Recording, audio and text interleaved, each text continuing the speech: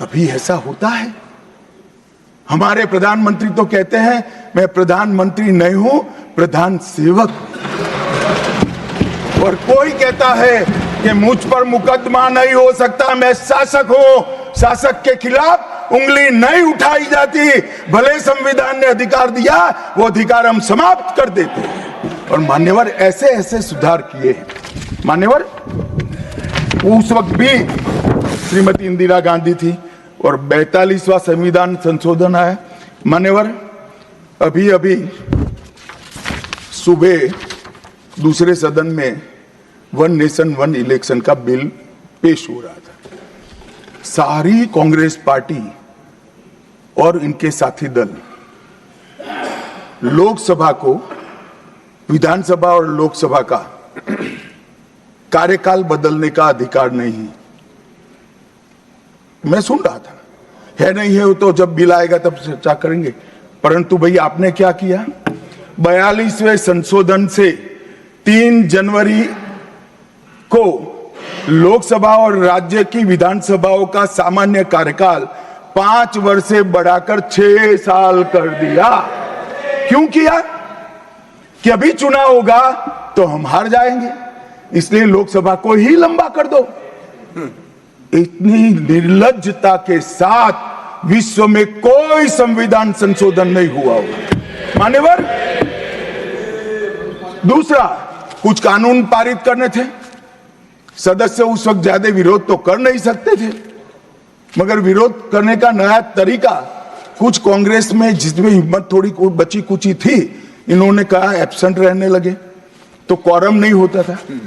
तो फरवरी 1 को संविधान संशोधन किया कि संसद और राज्यसभा में क्वारम की आवश्यकता नहीं है। वाह, 5 लोग भी है तो चला लो भाई। इसके बाद राष्ट्रपति शासन की अवधि, खड़गे साहब किया है तो सुनना पड़ेगा, हिम्मत के साथ सुनना पड़ेगा।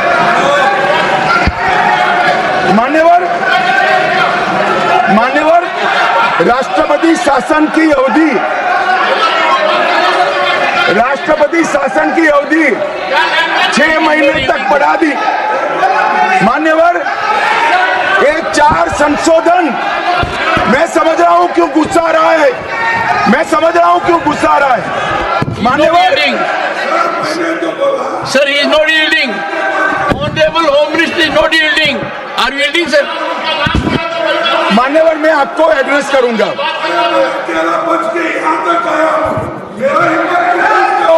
तुम तो कायर हो, तुम मान्यवर, तुम लड़ाकू हो। Okay. मान्यवर मैं आपको एड्रेस करूंगा। Go on record. What the Honorable Home Minister खड़गे said. जी, खड़गे जी, मैं आपका बहुत सम्मान करता हूं, आपकी हाजिरी वहां दर्ज कर दी गई है।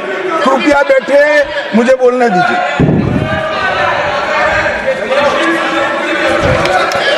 मान्यवर ये चारों संशोधन मैं मेरी पार्टी के दफ्तर से नहीं ला सकता। ये चारों संशोधन संविधान में हुए, किसी को अदालत ने निरस्त किया, किसी को जनता पार्टी की सरकार आई तब उसको निरस्त किया, कुछ लिंगरिंग टेस्ट में रह गए। पर ये चारों संशोधन वास्तविकता है। ये 4 संशोधन से कांग्रेस पार्टी की संविधान सुधार करने की मंशा क्या है?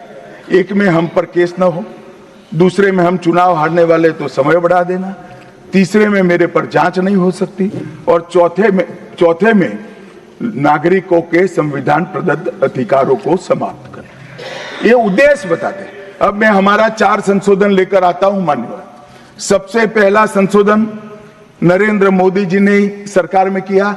101वां नंबर भी अच्छा आया है।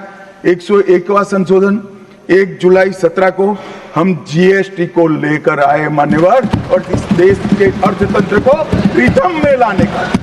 कश्मीर से कन्याकुमारी और कामाख्या से द्वारका तक विशाल फैले हुए देश को जीएसटी के तहत 100 अलग अलग बिक्री करके कानूनों को समाप्त कर कर लोगों की हालाकी खत्म कर कर एक कानून लाने का काम नरेंद्र मोदी जी ने किया, और वो लोगों की भलाई की।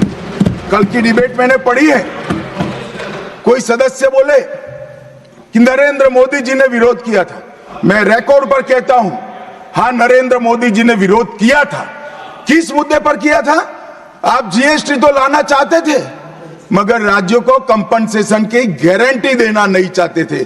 हम जीएसटी भी लाए और राज्यों को विकास दर के हिसाब से कंपनसेशन की गारंटी भी दी। इतना ही नहीं, गारंटी का 10 साल तक पालन करने का काम भी भारतीय जनता पार्टी की नरेंद्र मोदी सरकार ने किया। हम संशोधन लाए देश के अर्थतंत्र को सुचारू बनाने के लिए। दूसरा संशोधन लाए, 102वां संशोधन, national commission of backward class को संवैधानिक दर्जा देने का काम।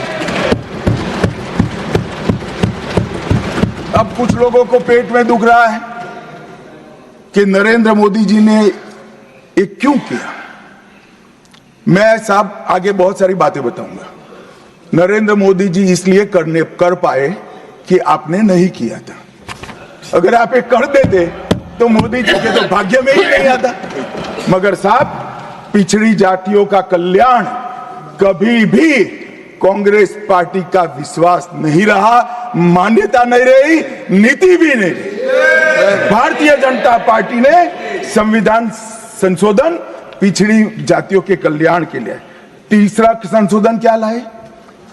130वां संशोधन 12 जनवरी 19, किसी भी जिनको आरक्षण का फायदा नहीं मिलता है, ऐसी जाति के गरीब से गरीब बच्चों को 10% आरक्षण देने का फैसला।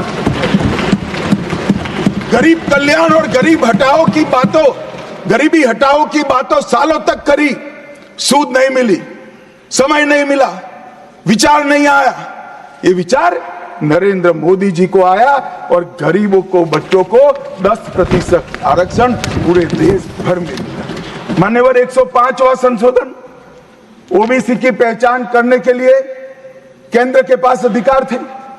अब मैं बताना चाहता हूं, इतने बड़े विशाल देश में 140 करोड़ की जनसंख्या में पिछड़ी जातियों का पिछड़ापना क्या कोई एक केंद्र सरकार कर सकती है? फेडरल स्ट्रक्चर की बात करते हैं, मगर अब तक केंद्र सरकार के पास ही रहा था। नरेंद्र मोदी जी ने कहा इसके कारण पिछड़ा समाज को अन्याय होता है।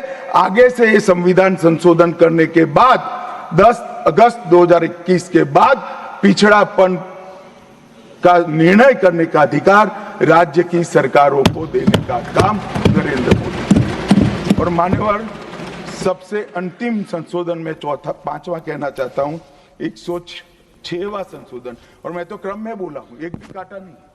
101, 104, 105, 106 सभी के सभी जन कल्याण के लिए।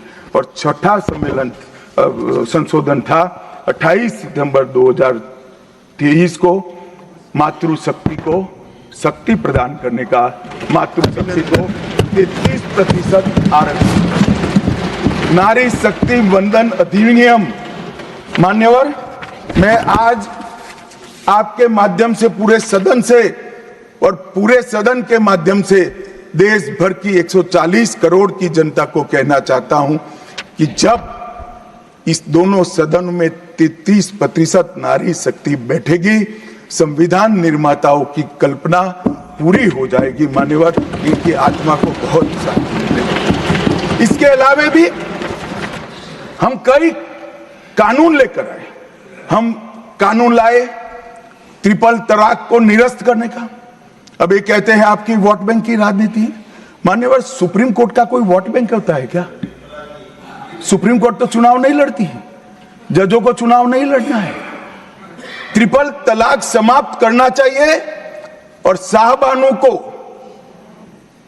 मुआवजा देना चाहिए। दोनों जजमेंट सुप्रीम कोर्ट ने अलग अलग समय पर दिए थे, परंतु वोट बैंक की राजनीति हम नहीं कर रहे हैं। वोट बैंक की राजनीति कर कर मुस्लिम बहनों के साथ इतने साल अन्याय करने का काम एक कांग्रेस पार्टी ने किया।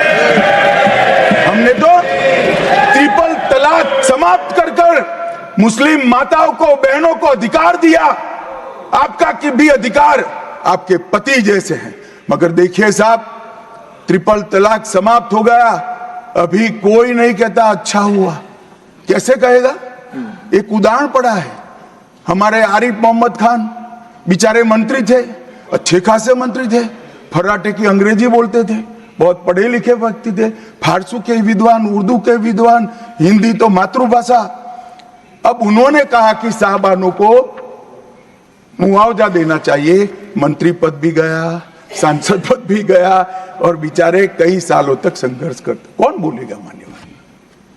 इनका जो पद्धति है वोट बैंक की पॉलिटिक्स करने की पद्धति है। मान्यवर 2020 में हम नई शिक्षा नीति लाए, पहली शिक्षा नीति आजादी के बाद आई है जिसका विरोध कम्युनिस्ट भी नहीं कर पाए। बाकी तो शिक्षा नीति आए और कम्युनिस्ट पार्टी विरोध न करे, ऐसा कभी हो सकता है? मुझे भी बड़ा आश्चर्य होगा कि प्रकृति बदल गई है या उनका सोच बदल गया है। खैर जो भी हुआ, फिर मुझे किसी ने बताया कि आपने इतनी अच्छी शिक्षा नीति लाए हैं कि इसका विरोध करोगे तो लोग उनका विरोध करेंगे, इसलिए विरोध नहीं किया है। मान्यवर, जम्मू कश्मीर में आरक्षण देने का संशोधन विधेयक लाए और 3 नए आपराधिक कानून भी हम लेकर आए। हमारी क्रिमिनल जस्टिस सिस्टम के ये 3 कानून 160 साल बाद पहले अंग्रेजों ने बनाए थे, अंग्रेजों की पार्लियामेंट में बने थे। नरेंद्र मोदी जी ने, माननीय नरेंद्र मोदी जी ने बीएनएस, बीएनएसएस और बीएसए के माध्यम से हमारी संपूर्ण न्यायिक आपराधिक न्याय प्रणालिका को भारतीयकरण करने का काम नरेंद्र मोदी जी। और वो कानून जो अंग्रेजों को राज टिकाने के लिए बने थे, वो कानून को समाप्त कर हमारे संविधान ने हमारे नागरिकों को जो अधिकार दिए हैं, समय पर न्याय मिलना चाहिए, इसका करने का काम नरेंद्र मोदी जी ने किया। इस देश को गुलामी की मानसिकता से आजाद करने का काम कई सालों के बाद अगर किसी ने किया तो हमारे नेता नरेंद्र मोदी ने किया। और आप तो कई साल तक, अटल जी की सरकार आई, कई साल तक बजट शाम को 5:30 बजे रखते थे। क्यों शाम को 5:30 बजे रखते थे? क्योंकि इंग्लैंड की रानी के घड़ी में उस वक्त 11 बजते थे। आजादी के इतने सालों तक अंग्रेज की रानी के घड़ी से बजट रखने की आदत थी, वो भी किसी ने बदला तो भारतीय जनता पार्टी ने बदला, अटल बिहारी वाजपेयी। मान्यवर, संविधान के सम्मान की बहुत बातें हुई, मगर संविधान का सम्मान सिर्फ बातों में नहीं होना चाहिए, कृति में भी होना चाहिए, कर्तृत्व में भी होना चाहिए और कल्पना में भी होना चाहिए। जब कृति में नहीं है, कर्तृत्व में नहीं है, तो कल्पना में आ ही नहीं सकता। अभी मैंने इस चुनाव में अजीबोगरीब नजारा देखा मान्यवर, अजीबोगरीब नजारा था। आज तक इतने साल चुनाव हुए, किसी ने आम सभाओं में संविधान को लहराया नहीं।